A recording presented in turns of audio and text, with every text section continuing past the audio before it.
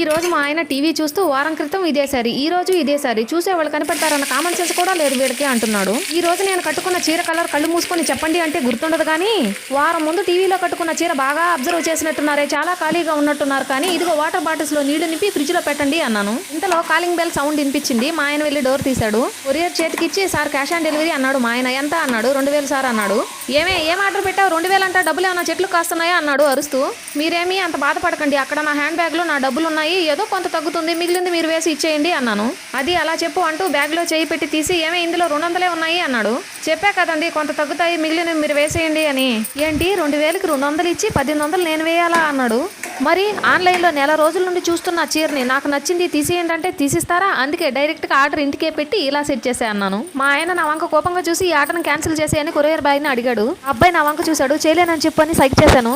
చేయొచ్చు కానీ ఓపెన్ చేయకుండా ఉంటే చేయొచ్చు అన్నాడు. నేను వెంటనే ఓపెన్ చేసి భుజం